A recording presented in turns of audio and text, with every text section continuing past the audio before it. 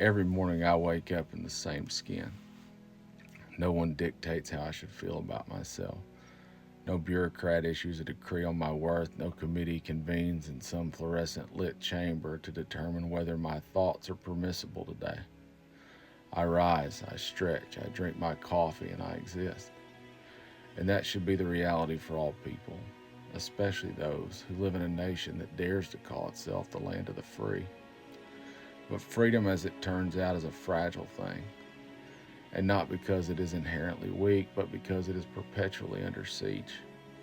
Besieged by the frightened, the dogmatic, and the control obsessed, those who mistake their own discomfort for moral imperative. And this siege manifests in many forms, but none so cowardly, so fundamentally weak willed as the banning of books. A nation built on the ideals of liberty should not cower before ideas. It should not seek to silence voices, erase representation, or shield its citizens from the horrors, the beauties, the complexities of human existence. But here we are, once again, watching as the self appointed gatekeepers of moral purity, quivering with fear at the mere suggestion of a different perspective, set fire to bookshelves in the name of protecting children. And protecting them from what? The existence of people who do not look like them. The reality that history is not a Norman Rockwell painting. The fact that human beings are vast and complicated, that some love differently, that some suffer unjustly, that some think in ways that do not conform to the comforting myths they have been spoon fed since birth. If your ideology cannot withstand a book, then it was never very strong to begin with. And the great lie of reactionary thought is that freedom belongs only to the mainstream, to the alpha male and his demure apron clad traditional wife, to the smiling nuclear family with 2.5 kids and a mortgage, to the Sunday morning churchgoer who recites the Pledge of Allegiance with patriotic fervor before turning to his neighbor and voting against his will to live, his right to exist.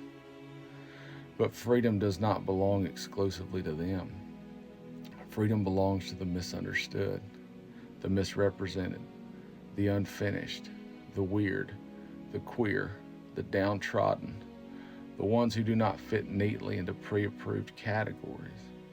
If liberty is not for all, then it is a lie, a performative, a cheap slogan meant to pacify rather than liberate. Freedom of thought means nothing if it is only extended to those who think like you. If your commitment to liberty ends the moment you encounter an idea that makes you uncomfortable, then you were never committed to liberty at all. You were committed to control. And this nation has a long and bloody history of policing knowledge. From the days when it was illegal to teach enslaved people to read, to the McCarthy era blacklist, to the present day book bans that seek to erase queer and BIPOC voices from school libraries. The fear of knowledge has always been a tool of the oppressor. They do not ban books out of principle. They do not burn pages because they are dangerous. They burn them because they are powerful. And power, when it is shared with the people, terrifies those who sit at the top. It is a wretchedly dull world where all minds think alike, where all books say the same thing, where all history conforms to the sanitized, state approved narrative of the ruling class.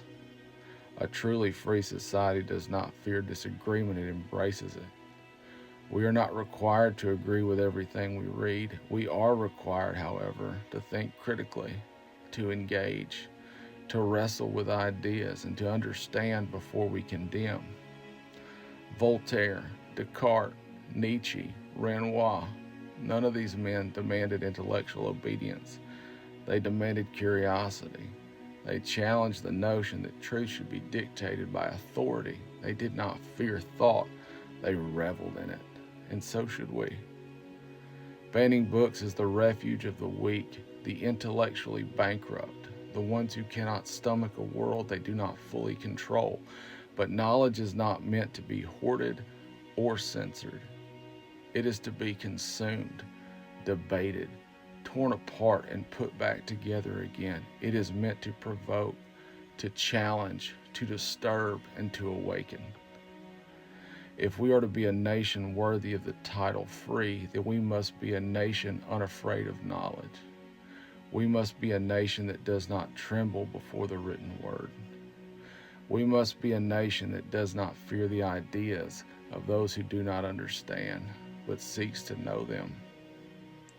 And if that frightens the book burners, the censors, the self-righteous Puritans of our time, then good, let them be afraid. Defiance till death.